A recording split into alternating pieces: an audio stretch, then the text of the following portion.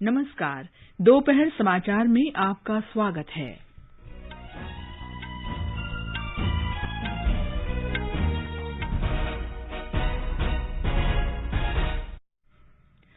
चरणजीत सिंह चन्नी ने पंजाब के नए मुख्यमंत्री के रूप में शपथ ली।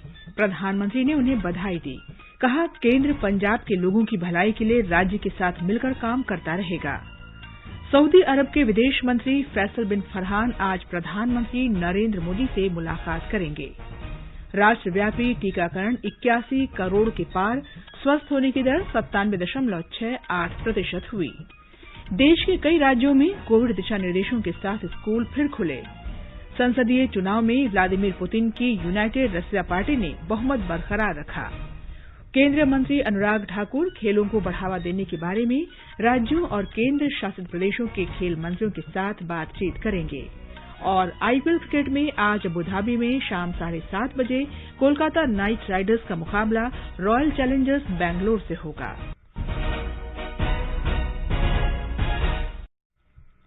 दोपहर समाचार में आनंद श्रीवास्तव के साथ मैं कनकलता। देश भर में 18 वर्ष से अधिक आयु वर्ग के लिए सरकारी केंद्रों में निःशुल्क कोविड टीकाकरण अभियान जारी है। युवाओं से आग्रह है कि टीका जरूर लगवाएं और अन्य लोगों को भी इसके लिए प्रोत्साहित करें। जब तक आवश्यक न हो घर से बाहर न निकलें और सुरक्षा के 3 आसान उपायों का पालन करें। मास्क लगाएं, 2 गज की सुरक्षित दूरी बनाए रखें, हाथ और चेहरा साफ रखें। कोविड संबंधी जानकारी और मार्गदर्शन के लिए राष्ट्रीय हेल्पलाइन नंबर 01123978046 और 1075 पर संपर्क करें। देश के 75वें स्वाधीनता दिवस समारोहों के उपलक्ष्य में आजादी का अमृत महोत्सव के अंतर्गत सरकार अनेक गतिविधियों का आयोजन कर रही है। इस अवसर को जन उत्सव के रूप में मनाते हुए आकाशवाणी समाचार स्वाधीनता संग्राम और उसके गौरवशाली इतिहास पर विशेष क्विज कार्यक्रम शुरू किया है। ये क्विज 15 अगस्त 2022 तक प्रत्येक सोमवार और मंगलवार को समाचार प्रभात में शामिल होगा। भारतीय डाक विभाग अमृत महोत्सव क्विज में आकाशवाणी के साथ लॉजिस्टिक सहयोगी के रूप में शामिल हुआ है। अमृत महोत्सव क्विज का 11वां प्रश्न है, कांग्रेस के किस सत्र में पूर्ण स्वराज की घोषणा की गई थी? प्रश्न एक बार फिर सुन लें, कांग्रेस के किस सत्र में पूर्ण स्वराज की घोषणा की गई थी? श्रोता अपने उत्तर व्हाट्सएप नंबर 8826546262 पर या ईमेल amritmahotsavquiz@gmail.com पर भेज सकते हैं। व्हाट्सएप नंबर एक बार फिर सुन लें, 8826546262। एक भाग्यशाली प्रतिभागी को विजेता के रूप में चुना जाएगा और कल के समाचार प्रभात में विजेता के नाम की घोषणा की जाएगी। विजेता को ई प्रमाण पत्र और एक प्रतीकात्मक पुरस्कार दिया जाएगा। अब समाचार विस्तार से। पंजाब में श्री चरणजीत सिंह चन्नी ने आज नए मुख्यमंत्री के रूप में शपथ ली। वे राज्य के 16वें मुख्यमंत्री बने हैं। चंडीगढ़ के राजभवन में राज्यपाल बनवारी लाल पुरोहित ने उन्हें पद और गोपनीयता की शपथ दिलाई। उनके साथ 2 वरिष्ठ विधायक सुखजिंदर सिंह रंधावा और ओपी सोनी ने भी कैबिनेट मंत्री के रूप में शपथ ली। वे राज्य के उप मुख्यमंत्री भी होंगे। श्री सोनी अमृतसर सेंट्रल विधानसभा क्षेत्र से विधायक हैं, जबकि श्री रंधावा डेरा बाबा नानक क्षेत्र का प्रतिनिधित्व करते हैं। पहले श्री ब्रह्म महिंद्रा का नाम उप मुख्यमंत्री पद के लिए प्रस्तावित था, परंतु उनके स्थान पर श्री ओपी सोनी का नाम प्रस्तुत किया गया। प्राप्त जानकारी के अनुसार श्री महिंद्रा ने उप मुख्यमंत्री का पद लेने से इनकार कर दिया। इस अवसर पर कांग्रेस नेता राहुल गांधी, प्रदेश कांग्रेस अध्यक्ष नवजोत सिंह सिद्धू, विधानसभा अध्यक्ष राणा केपी सिंह और राज्यसभा सांसद अंबिका सोनी उपस्थित थीं। पूर्व मुख्यमंत्री कैप्टन अमरिंदर सिंह ने समारोह में भाग नहीं लिया। श्री चन्नी को कैप्टन अमरिंदर सिंह के स्थान पर मुख्यमंत्री बनाया गया है। उन्होंने पार्टी द्वारा कथित रूप से अपमानित होने के बाद मुख्यमंत्री पद से इस्तीफा दे दिया था। प्रधानमंत्री नरेंद्र मोदी ने श्री चरणजीत सिंह चन्नी को बधाई दी है। एक संदेश में श्री मोदी ने कहा कि केंद्र सरकार पंजाब के लोगों के विकास के लिए राज्य सरकार के साथ मिलकर काम करेगी। सऊदी अरब के विदेश मंत्री फैसल बिन फरहान आज प्रधानमंत्री नरेंद्र मोदी से मुलाकात करेंगे।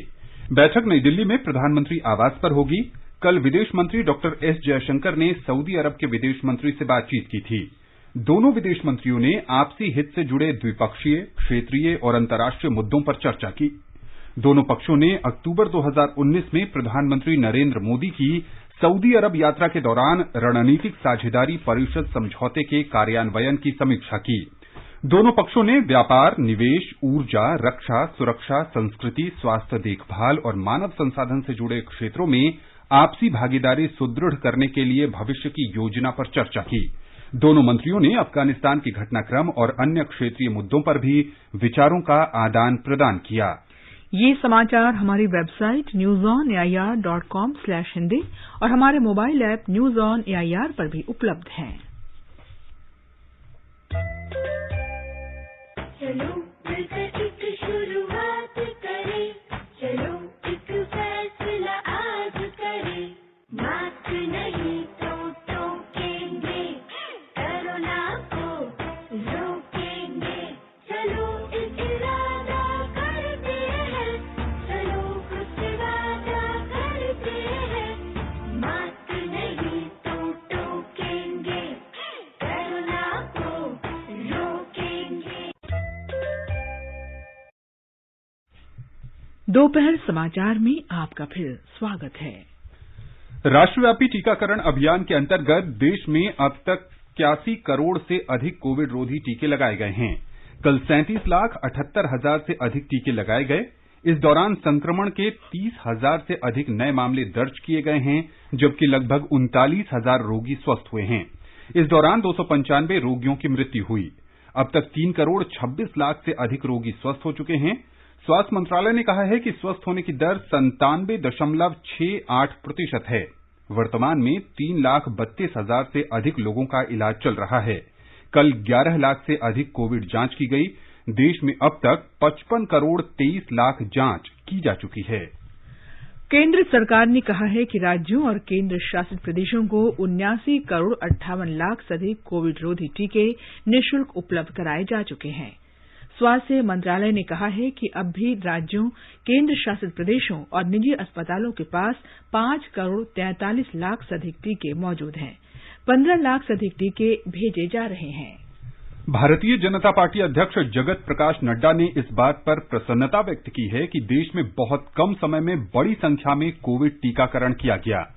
नई दिल्ली स्थित अखिल भारतीय आयुर्विज्ञान संस्थान में एक टीकाकरण केंद्र का दौरा करने के बाद उन्होंने पत्रकारों से कहा कि इस टीकाकरण अभियान में सभी का योगदान है। आज हम ये कह सकते हैं, इस वैक्सीनेशन कार्यक्रम ने ये सिद्ध कर दिया है कि ये दुनिया का फास्टेस्ट, तीव्र गति से चलने वाला और सबसे बड़ा कार्यक्रम है। बहुत कम अवधि में 84 करोड़ से ज्यादा वैक्सीनेशन का कार्यक्रम पूरा हुआ है। 2.5 करोड़ से ज्यादा लोगों ने वैक्सीनेशन में अपना योगदान किया। स्वास्थ्य मंत्री मनसुख मांडविया ने कहा है कि अखिल भारतीय आयुर्विज्ञान संस्थान एम्स आपस में समन्वय के साथ काम करें ताकि सरकार जनता को उत्तम स्वास्थ्य सुविधा दे सके। श्री मांडविया ने आज नई दिल्ली में देशभर के 6 एम्स अस्पतालों के साथ समीक्षा बैठक की। देश के कई राज्यों में कोविड दिशा निर्देशों के साथ आज से विद्यालय खुल गए हैं। मध्य प्रदेश में 1 से 5वीं तथा झारखंड में कक्षा 6 से ऊपर के सभी सरकारी, निजी और सरकारी सहायता प्राप्त विद्यालय में कक्षाएं आरंभ हो गई हैं। असम में सभी कोविड नियमों का पालन करते हुए आज से स्कूलों में 10वीं की कक्षाएं फिर से शुरू हो गईं। लगभग 4.5 महीनों के बाद विद्यार्थी स्कूल आए। कक्षाएं शुरू करने से पहले कमरों को सैनिटाइज किया गया। इस महीने की 6 तारीख से 12वीं और डिग्री पाठ्यक्रम के अंतिम वर्ष की कक्षाएं 4 महीनों के अंतराल के बाद शुरू की गई थी। राज्य में कोविड स्थिति की समीक्षा के बाद में अन्य कक्षाओं को शुरू करने का फैसला किया जाएगा। राजस्थान में 6ठी से 8वीं कक्षा तक के स्कूल 5 महीने बाद 50% क्षमता के साथ फिर से खुल गए हैं। स्कूलों के सभी शिक्षकों के लिए टीकाकरण अनिवार्य कर दिया गया है। हमारे संवाददाता ने बताया है कि बच्चों को घर से खाना और पीने का पानी लाने की सलाह दी गई है।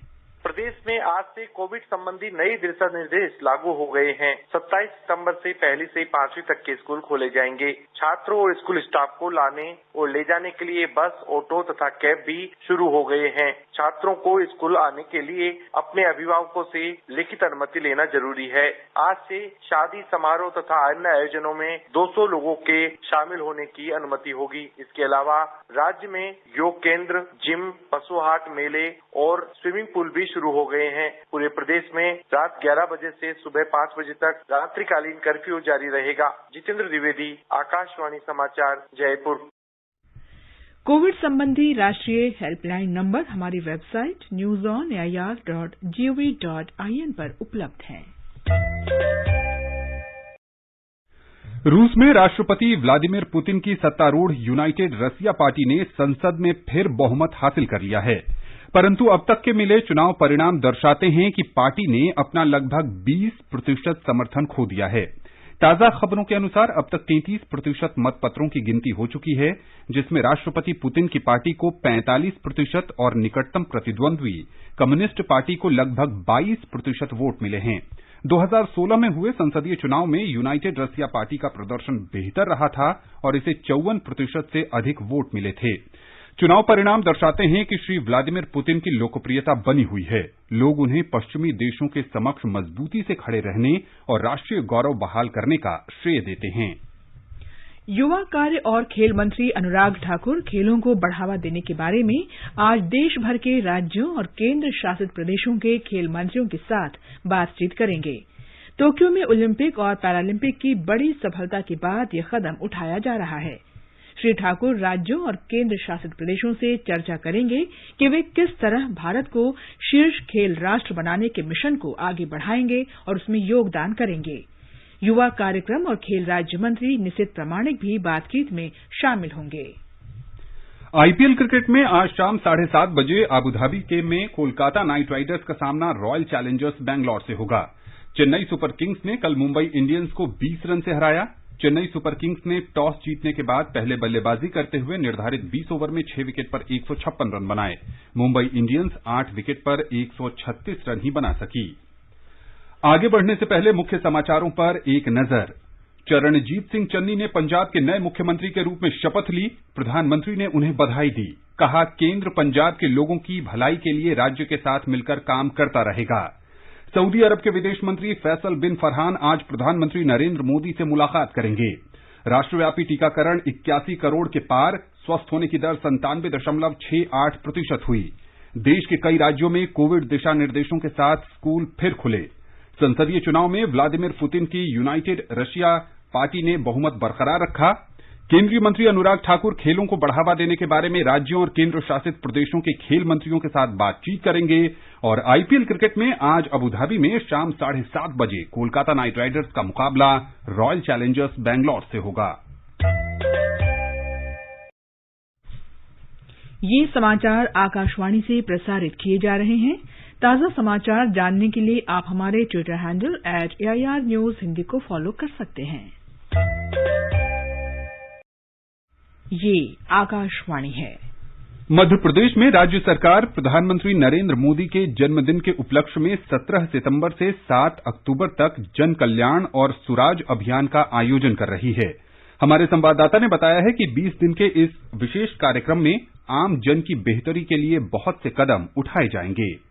मुख्यमंत्री शिवराज सिंह चौहान कल प्रदेश के 32 जिलों के 103 नवनिर्मित आंगनवाड़ी केंद्रों के भवनों और 52 जिलों की 10,000 पोषण वाटिकाओं का लोकार्पण करेंगे। मुख्यमंत्री इस कार्यक्रम में 22 जिलों के गंभीर कुपोषण से सामान्य पोषण स्तर में आए 10,000 बच्चों की माताओं को पोषण अधिकार सूचना पत्र भी प्रदान करेंगे। श्री चौहान प्रधानमंत्री मातृ वंदना योजना के अंतर्गत 25,000 गर्भवती और धात्री माताओं को 5 करोड़ रुपए की मातृत्व सहायता राशि का वितरण भी करेंगे। श्री चौहान लाडली लक्ष्मी योजना के अंतर्गत कक्षा 6वीं, 9वीं, 11वीं और कक्षा 12वीं की लगभग 75,000 से अधिक बालिकाओं को 21 करोड़ रुपए की छात्रवृत्ति राशि का वितरण भी करेंगे। संजीव शर्मा, आकाशवाणी समाचार, भोपाल।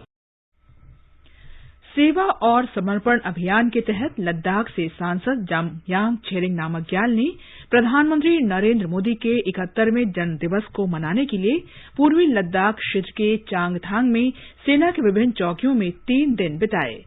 वे कैलाश ओपी पोस्ट, तग्यार मेला पोस्ट और चारदिंग निलुंग जंक्शन के पास डेमजोग फू गए। श्री जामयांग ने कैलाश ओपी चौकी पर राष्ट्रीय ध्वज फहराया। सैन्य अधिकारियों ने उन्हें सीमा की स्थिति तथा भारतीय सेना और भारत तिब्बत सीमा पुलिस के अधिकारियों की तैयारियों के बारे में जानकारी दी। आज का संस्कृति संदेश समर्पित है अखिल विश्व गायत्री परिवार के संस्थापक पंडित श्रीराम शर्मा आचार्य को। अखिल विश्व गायत्री परिवार के संस्थापक पंडित श्रीराम शर्मा आचार्य को एक आध्यात्म विज्ञानी, योगी, दार्शनिक, मनोवैज्ञानिक, लेखक, सुधारक, मनीषी और युग दृष्टा के रूप में जाना जाता है। पंडित श्रीराम शर्मा आचार्य का जन्म 20 सितंबर 1911 को उत्तर प्रदेश में आगरा जिले के आंवल खेड़ा ग्राम में हुआ था।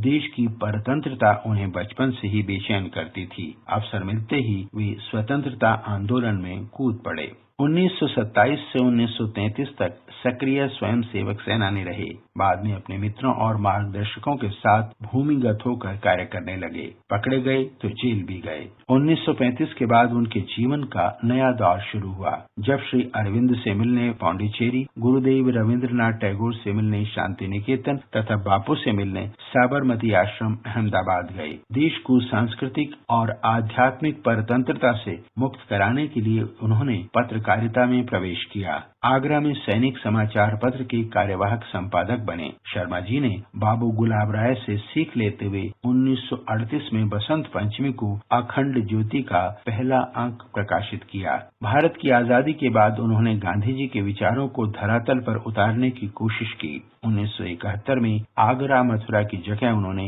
हरिद्वार को अपनी कर्म भूमि बनाया। 2 जून 1990 को पंडित श्रीराम शर्मा आचार्य परलोकवासी हो गए। शर्मा जी के विचारों और कार्यों को सम्मान देते हुए भारत सरकार ने 1991 में उनकी स्मृति में एक डाक टिकट जारी किया। गायत्री परिवार के बारे में पूर्व केंद्रीय मंत्री श्री रविशंकर के विचार।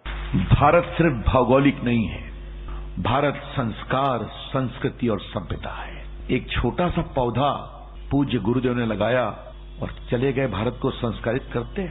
कि गायत्री परिवार के साथ जुड़ने के बाद आपके मन में जो सबसे बड़ी बात आती है कि आपके अंदर ये भाव आता है कि मुझे सिर्फ अपने लिए नहीं जीना है, मुझे समाज के लिए जीना है और मुझे देश के लिए जीना है। आज श्रीराम शर्मा जी हमारे बीच नहीं हैं, लेकिन उनका लगाया शांति कुंज का पौधा आज विशाल वृक्ष का रूप धारण कर समाज में आध्यात्म, नैतिकता, देशभक्ति और स्वावलंबन का संचार कर रहा है।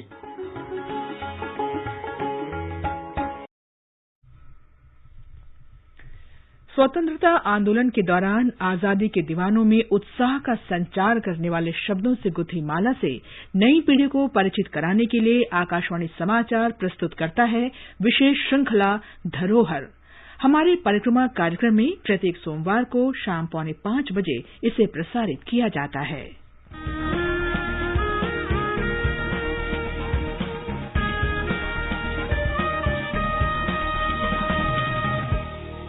आजादी के आंदोलन के खजाने में ऐसे ढेरों शब्द जिन्होंने बदल दिए इतिहास, तारीख बदलने वाले लफ्जों पर आकाशवाणी समाचार ला रहा है विशेष कार्यक्रम धरोहर हर सोमवार।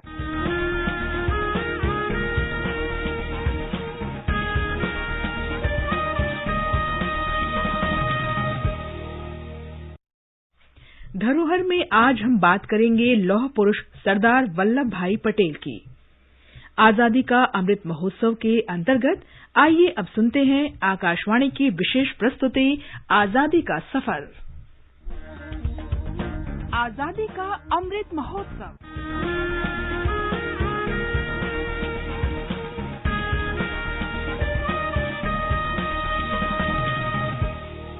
आजादी का सफर आकाशवाणी के संग एक राष्ट्र का जन्म। भारत का गौरवशाली स्वतंत्रता संग्राम आधुनिक विश्व के महानतम संघर्षों में से एक है। आकाशवाणी समाचार प्रतिदिन आपके लिए ला रहा है इस संग्राम की एक झलक। आज की इस कड़ी में हम उन 3 बहादुर महिला स्वतंत्रता सेनानियों को श्रद्धांजलि दे रहे हैं जिन्होंने ब्रिटिश साम्राज्यवाद से भारत की आजादी के लिए प्राणों की आहुति दे दी।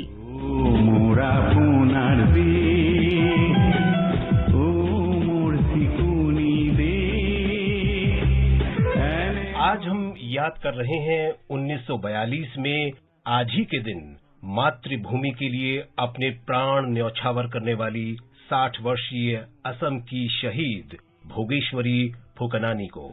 1885 में असम के नौगांव जिले के बरहापुर में जन्मी भोगेश्वरी भले ही साधारण महिला थी, लेकिन उन्होंने अपने क्षेत्र में विद्रोह का नेतृत्व किया। भोगेश्वरी ने अपने 6 बेटों और 2 बेटियों को भी स्वतंत्रता आंदोलन में झोंक दिया।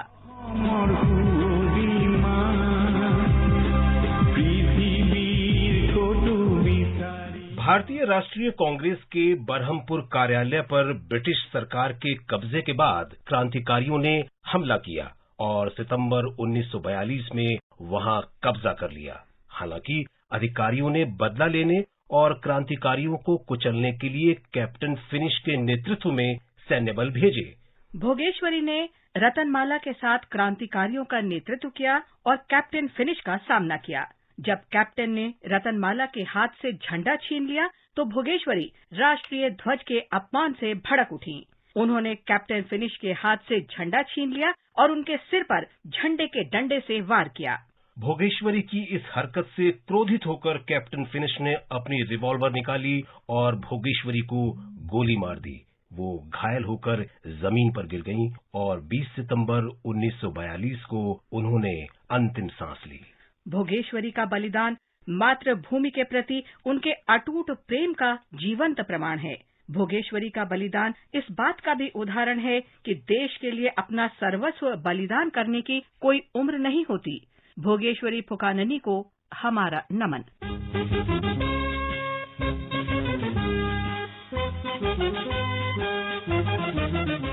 आज हम भारत छोड़ो आंदोलन के शहीदों में से सबसे कम उम्र की स्वतंत्रता सेनानी असम की कनकलता बरुआ को भी याद कर रहे हैं। 1942 में वो मात्र 17 साल की उम्र में शहीद हो गईं। कनकलता को बीर बाला के नाम से भी जाना जाता था। वो क्रांतिकारियों के विशेष दस्ते मृत्यु वाहिनी की सदस्य थीं। उन्होंने पुलिस के आदेशों की अवहेलना करते हुए अपने गृहनगर बोरंगबाड़ी में थाने के पास राष्ट्रीय ध्वज फहराने के लिए निहत्थे ग्रामीणों के दल का नेतृत्व किया।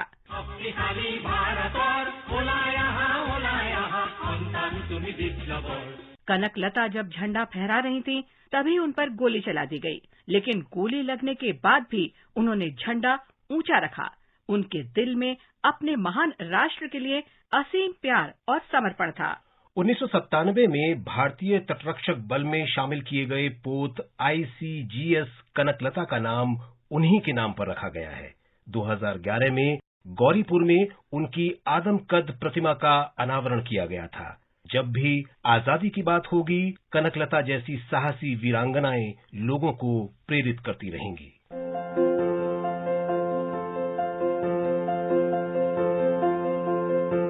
आज हम आयरिश समाज सुधारक और भारतीय राष्ट्रवाद की समर्थक थियोसोफिस्ट एनी बेसेंट को भी याद कर रहे हैं, जो 1933 में आज ही के दिन हमें छोड़कर चली गई थी। एनी बेसेंट ने लोकमान्य तिलक के साथ 1916 में all India home rule league की शुरुआत की। व्यवस्था और सत्ता परिवर्तन के महत्वपूर्ण लक्ष्य के साथ शायद भारत का ये पहला राजनीतिक आंदोलन था। एनी बेसेंट भारतीय राष्ट्रीय कांग्रेस की 1917 में अध्यक्ष चुनी जाने वाली पहली महिला थीं। 1902 की शुरुआत में बेसेंट ने लिखा था कि ब्रिटिश साम्राज्य लोगों की समृद्धि के लिए नहीं, बल्कि अपने लाभ के लिए भारत पर शासन कर रहा है।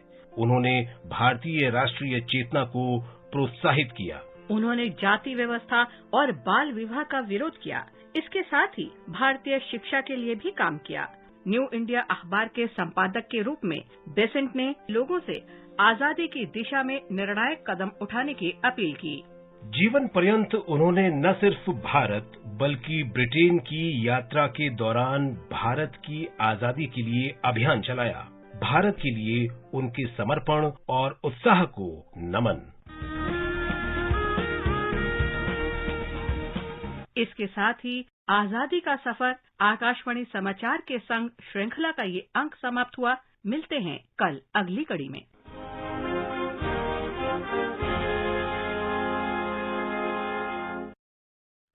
आकाशवाणी समाचार सुनते रहें और आजादी का अमृत महोत्सव में हमारे साथ शामिल रहें।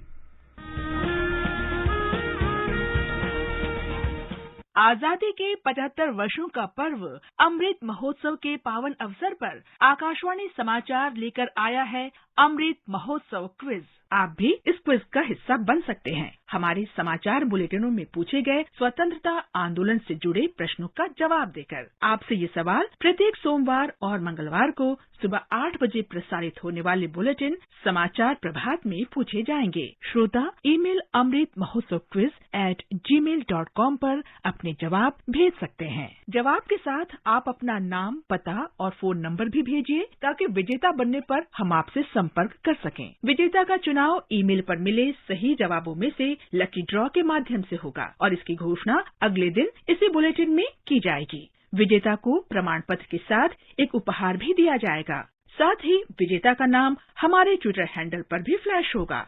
तो आइए मनाएं आजादी के 75 वर्षों का पर्व अमृत महोत्सव आकाशवाणी समाचार के साथ।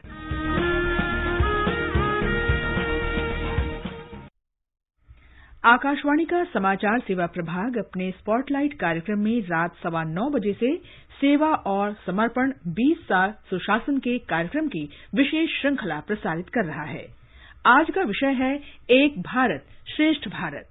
इससे भारत की एकता और अखंडता को मजबूत बनाने के प्रधानमंत्री नरेंद्र मोदी के संकल्प और प्रतिबद्धता का पता चलता है।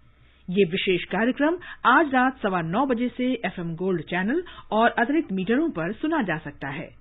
ये कार्यक्रम हमारी वेबसाइट newsonair.com और हमारे YouTube channel news on AIR official पर भी उपलब्ध रहेगा। अब एक नजर आज के मौसम पर। राष्ट्रीय राजधानी दिल्ली में आंशिक रूप से बादल छाए रहेंगे। मुंबई में आमतौर पर बादल छाए रहेंगे और हल्की वर्षा हो सकती है। कोलकाता में भी आमतौर पर बादल छाए रहने और हल्की वर्षा या गरज के साथ छींटे पड़ने की संभावना है। चेन्नई में भी आमतौर पर बादल छाए रहने और हल्की बारिश होने का अनुमान है। जम्मू में आंशिक रूप से बादल छाए रहेंगे और यहां वर्षा या धूल भरी आंधी चलने की संभावना है। श्रीनगर में आंशिक रूप से बादल छाए रहने या गरज के साथ छींटे पड़ने की संभावना है। लेह में आमतौर पर बादल छाए रहने, गरज के साथ छींटे पड़ने या धूल भरी आंधी चलने की संभावना है। गिलगित में आंशिक रूप से बादल छाए रहेंगे, साथ ही गरज के साथ छींटे पड़ने या धूल भरी आंधी चलने का अनुमान है। मुजफ्फराबाद में बादल छाए रहेंगे और गरज के साथ हल्की बारिश हो सकती है। गुवाहाटी में बादल छाए रहने और गरज के साथ बिजली कड़कने का अनुमान है। इम्फाल, शिलांग, आइजॉल, कोहिमा, ईटानगर, गैंगटॉक और अगरतला में आमतौर पर बादल छाए रहने और वर्षा होने की संभावना है। पोर्ट ब्लेयर, अगती और तिरुवनंतपुरम में आंशिक रूप से बादल छाए रहेंगे और यहां हल्की वर्षा या गरज के साथ छींटे पड़ने का अनुमान है। पश्चिम बंगाल में कोलकाता और आसपास के जिलों में मध्यम से मूसलाधार वर्षा हो सकती है। कोलकाता में मौसम कार्यालय ने बताया है कि चक्रवाती हवाओं के बंगाल की खाड़ी के उत्तर पश्चिम क्षेत्र से गंगेय पश्चिम बंगाल की तरफ बढ़ने तथा आर्द्रता के कारण बारिश हुई है। तेज वर्षा से जल भराव के कारण लोगों को आने जाने में परेशानी हो रही है। उत्तर और दक्षिण 24 परगना, हावड़ा, हुगली तथा पूर्वी मेदिनीपुर में भी कल रात से मूसलाधार वर्षा की खबर है। पूर्व मेदिनीपुर जिले में इगरा के भगवानपुर ब्लॉक के केलाघई नदी का तटबंध क्षतिग्रस्त होने से बड़े पैमाने पर हिस्सा डूब गया है। इगरा के उपमंडलीय अधिकारी ने आकाशवाणी को बताया कि 1 लाख से अधिक लोगों को 700 राहत शिविरों में रखा गया है। बुलेटिन समाप्त करने से पहले अमृत महोत्सव क्विज का आज का प्रश्न फिर से सुन लें। कांग्रेस के किस सत्र में पूर्ण स्वराज की घोषणा की गई थी? आप अपने उत्तर व्हाट्सएप नंबर 8826546262 पर या ईमेल amritmahotsavquiz@gmail.com पर भेज सकते हैं। अंत में मुख्य समाचार एक बार फिर। चरणजीत सिंह चन्नी ने पंजाब के नए मुख्यमंत्री के रूप में शपथ ली। प्रधानमंत्री ने उन्हें बधाई दी। कहा, केंद्र पंजाब के लोगों की भलाई के लिए राज्य के साथ मिलकर काम करता रहेगा। सऊदी अरब के विदेश मंत्री फैसल बिन फरहान आज प्रधानमंत्री नरेंद्र मोदी से मुलाकात करेंगे। राष्ट्रव्यापी टीकाकरण 81 करोड़ के पार, स्वस्थ होने की दर 97.68% हुई। देश के कई राज्यों में कोविड दिशा निर्देशों के साथ स्कूल फिर खुले। संसदीय चुनाव में व्लादिमीर पुतिन की यूनाइटेड रसिया पार्टी ने फिर बहुमत हासिल कर लिया है। और आईपीएल क्रिकेट में आज अबुधाबी में शाम 7:30 बजे कोलकाता नाइट राइडर्स का मुकाबला रॉयल चैलेंजर्स बैंगलोर से होगा। इसके साथ ही दोपहर समाचार का ये अंक समाप्त हुआ। नमस्कार।